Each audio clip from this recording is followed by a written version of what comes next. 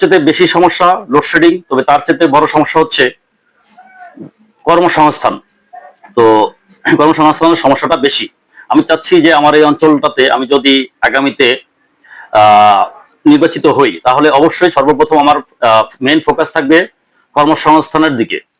যুব সমাজ এবং মহিলা যুব সমাজ দুইটাই ক্ষেত্রে তাদেরকে আমি এই অঞ্চল থেকে প্রায় 45,000-এর মতো যুবক এবং যুবতীকে আমি কর্মসংস্থান মানে উদ্যোক্তা তৈরি করতে চাই। তাদেরকে চাকরি না, তারা অন্য লোকজনকে চাকরি দিবে সেই ব্যবস্থায় আমি ব্যবসায়িক যে লাইন, সেই লাইনটা আমি ধরিয়ে দিতে চাই, যেন তারা ব্যবসা করতে পারে। এখন আপনাদের কাছে প্রশ্ন থাকতে পারে যে আপনি যে এদেরকে ব্যবসা ধরিয়ে দিবেন বা ই করে দিবেন, তাদের কাছে তারা টাকা কোথায় পাবে বা ই কোথায় পাবে, এটা আপনাদের কাছে প্রশ্ন থাকতে পারে। আমি নিজেরটা নিজেকে করে নিলাম।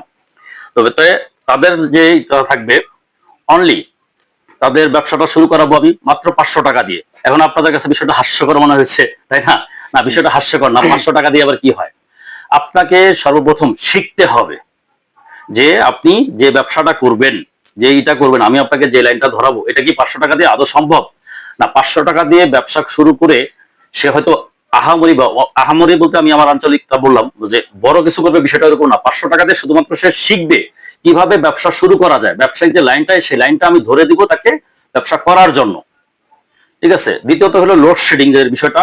লোডশেডিং শুধুমাত্র যে আমার এই অঞ্চলের বিষয়টা এরকম নয়। লোডশেডিং এর বিষয়টা থাকে হচ্ছে, এটা আমাদের জাতীয় সমস্যা। আমাদের যেহেতু বাহির থেকে তেল, গ্যাস, কয়লা অনেক কিছু আমদানি করে, আমদানি নির্ভর এবং সোলার, এগুলো আমরা নিয়ে এসে আমরা এখানে এটা করতেছি, বিদ্যুৎ উৎপাদন করি। ইভেন আমাদের এই অঞ্চলগুলোতে অনেক জায়গায় সেই 30 বছর 35 বছর আগের ক্যাবেলগুলো লাগানো আছে, এগুলো পরিবর্তন হচ্ছে না। কারণ দক্ষিণবঙ্গের সব দিকে হয়ে গেছে, আমাদের উত্তরবঙ্গের ওরকম কোনো নেতা আজ পর্যন্ত হয়নি যে যারা চেয়ে ওইখান থেকে নিয়ে এসে বাজেটে নিয়ে এখানে কাজগুলো করাবে, এরকম কিছু ছিল না। আর কেন ছিল না? এর আগে যারাই এখানে এমপি ছিলেন বা আগে ইতিপূর্বে যারাই ছিলেন, তারা কেউই টেকনিক্যাল সাউন্ড ছিলেন না। যেহেতু টেকনিক্যাল বিষয়টা তারা বুঝতেন না, বিধায় ওনারা এই লোডশেডিং এর সমস্যাটা তখন সমাধান করতে পারে না। ইনশাল্লাহ আমি যেহেতু টেকনিক্যাল কাজ করি এবং আমি নিজে যেহেতু ইঞ্জিনিয়ার ইলেকট্রিক্যাল, আমি অবশ্যই লোডশেডিং এর যে বিষয়টা, এই বিষয়টাকে আমি সমাধান করতে পারবো।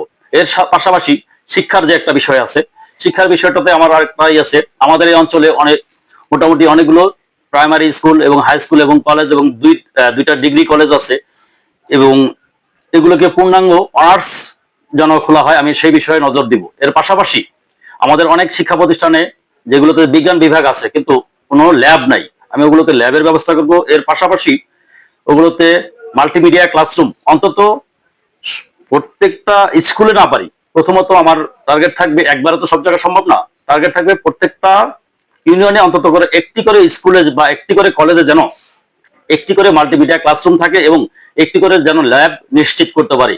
এটা হচ্ছে আমার শিক্ষা নিয়ে আমার মেইন ফোকাসটা থাকবে কর্ম এবং শিক্ষা।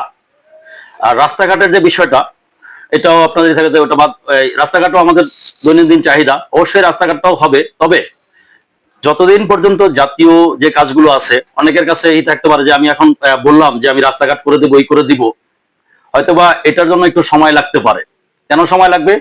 আমাদের মডার্ন থেকে হাতীবান্ধা পর্যন্ত জাতীয় আন্তর্জাতিক যে মহাসড়কটি হবে 4 লেনের, এই 4 লেনের কাজ শেষ না হওয়া পর্যন্ত আমাদের এই লোকাল যে রোডগুলো আছে, এই লোকাল রোডগুলোর আমরা বাজেট সরকারের কাছ থেকে আনতে পারবো না বা এই রোডগুলোর কাজ করা সম্ভব হবে না। অনেক এমপিরা হয়তো বলবে যে এই আমাকে ক্ষমতায় আনলেই আমি করে দিব। না, বাস্তব চিত্র হচ্ছে জাতীয় সড়কের কাজ শেষ না হওয়া পর্যন্ত আঞ্চলিক সড়কের কাজগুলো করা যাবে না বা বাজেটটা পাওয়া যাবে না। কিন্তু শিক্ষা এবং যুব উন্নয়নের যে কেন্দ্র, এই জাতীয় জিনিসগুলোকে আমি করতে পারবো এবং লোডশেডিং এর যে বিষয়টা, এটা আমি করা যাবে।